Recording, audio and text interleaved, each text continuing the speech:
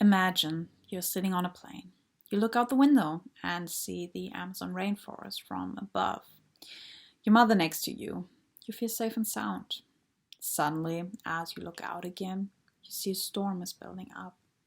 The sky gets darker and darker, and you feel the plane starting to shake.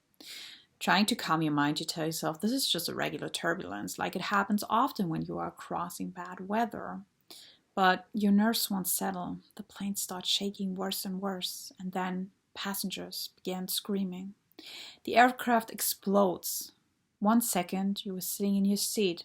Next thing you know, you're falling through the sky, 10,000 feet above the Amazon jungle. And somehow, with every guardian angel watching over you, you survive. This is the unbelievable true story of Juliane Koepcke, the only person to walk away from this disaster alive.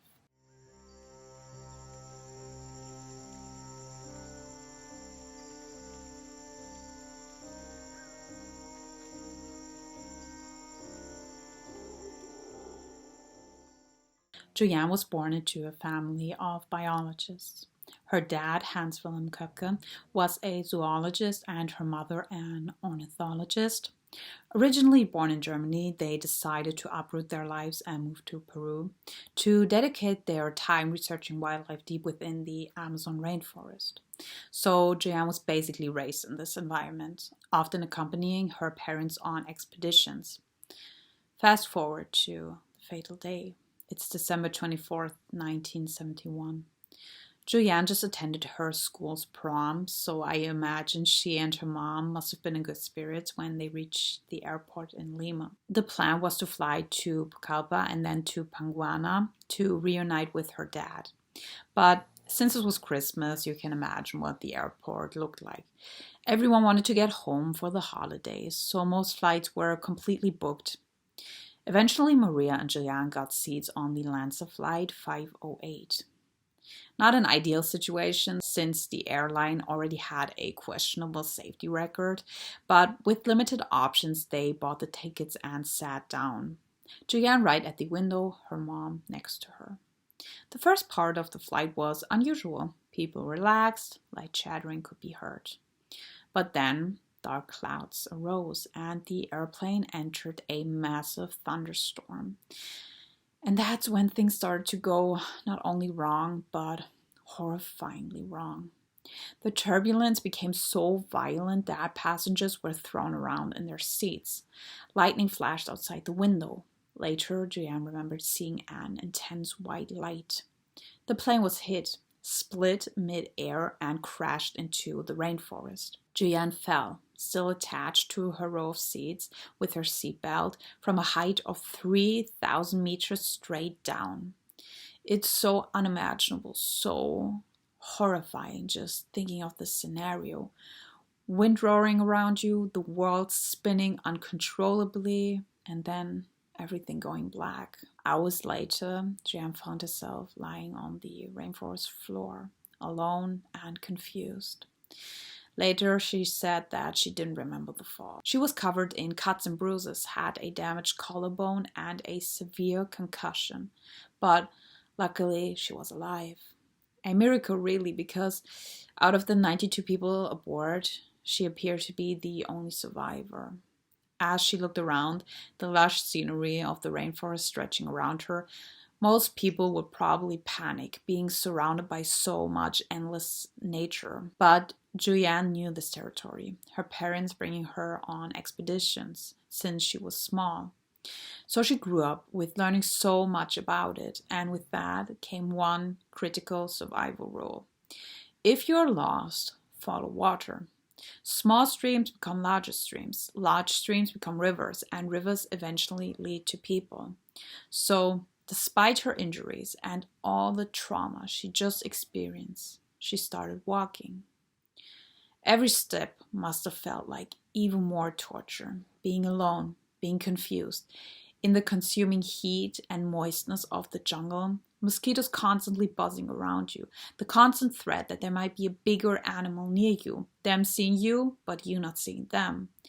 But she fought, surviving on a bit of candy she found near the crash site. Juliane kept walking and walking, pushing through the intimidating wildness. But Juliane wasn't the only one searching for a sign of life. On the other hand, after realizing the tragedy that had occurred, rescue crews started desperately searching for survivors. Aircrafts flew over the Amazon on foot. Searchers scanned the jungle. But the rainforest canopy was so dense that wreckage was nearly invisible from above. And as the days passed, hope faded. Nobody was expected to be alive anymore. After all, how could someone survive a fall from 10,000 feet? But as the people from the outside stopped their search inside the dense jungle, the 17-year-old Juliane kept moving with incredible strength, never giving up hope. One day became two, two became four, and on this day she found a bench near a creek with 3 passengers from the crash who sadly passed away. She was terrified, obviously, since this was such a horrific scene. But this day also came and went, and as she kept walking and walking, by the 10th day she couldn't stand properly anymore. So she drifted along the large river she found. On the 11th day, covered in infected wounds, Juliane's strength was finally rewarded. I can't even imagine what she must have felt when she not only saw a small boat, but then also shelter. Signs of human activity. For the first time since the crash, she knew she wasn't alone. The camp she found belonged to local workers. Just as shocked as she must have felt when she saw signs of human life, imagine how the workers must have felt. A young girl stumbling out of the jungle, wounded, dehydrated, and fighting for her life. She said that when they saw her, they were alarmed, thinking she was a kind of water goddess, a figure from a local legend, a hybrid of a water dolphin and a blonde, white-skinned woman.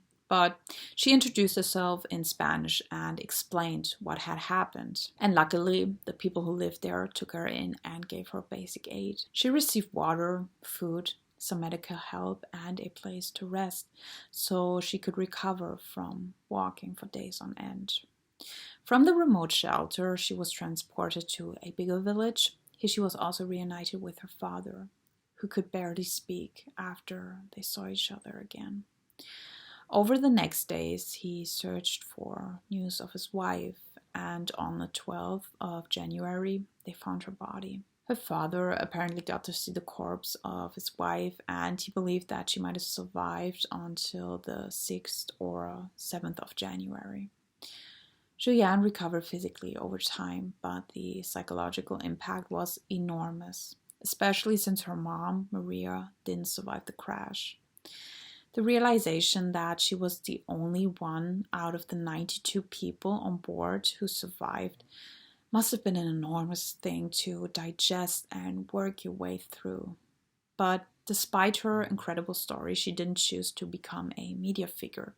Instead, just like her parents, she continued her education and also became a scientist, focusing on zoology and rainforest research, especially on mammals and bats. Juliane went through unimaginable things at such a young age, falling from a crashing plane, walking through the dense jungle for 11 days in a situation that appeared so heartbreaking, so hopeless. She showed incredible human strength. My heart goes out to Juliane, her family, and all the people who lost their lives in this tragic accident.